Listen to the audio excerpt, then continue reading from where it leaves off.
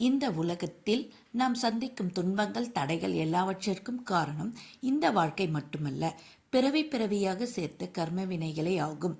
பூர்வ கர்ம தோஷங்களில் இருந்த ஒருவனுக்கு வாழ்க்கையில் துன்பங்கள் காரணமின்றி தொடர்ந்து கொண்டிருந்தது. எவ்வளவு முயற்சி செய்தாலும் வெற்றி எட்டாது, மனம் கனத்தே இருந்தது. இவ்வாறாக வாழ்வின் அனைத்து இன்னல்களுக்கும் காரணமாக இருக்கும் பூர்வ கர்ம தோஷத்திலிருந்து விடுதலை உண்டா என்று சிவனை மனமுருகி வேண்டிக் கொண்டிருந்தான்.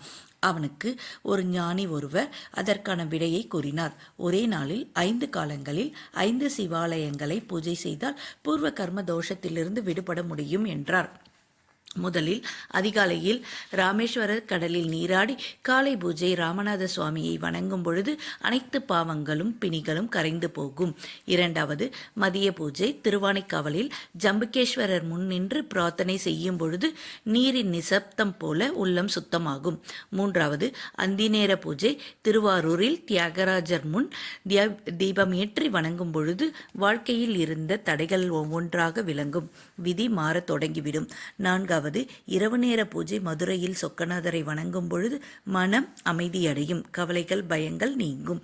ஐந்தாவது நள்ளிரவு அர்த்தஜாம பூஜை சிதம்பரம் நடராஜரை தரிசிக்கும் அந்த தருணம் பூர்வ கர்ம தோஷம் விலகிவிடும்.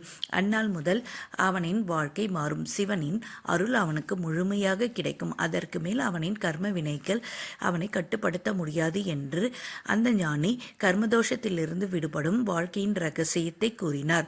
அவனும் அந்த 5 சிவாலயங்களை தரிசனம் செய்து கர்ம வினைகளிலிருந்து விடுபட்டு வாழ்வின் அனைத்து நலன்களையும் பெற்றார். ஓம் நம சிவாயா. தென்னாடுடைய சிவனை போற்றி, எந்நாட்டவர்க்கும் இறைவா போற்றி.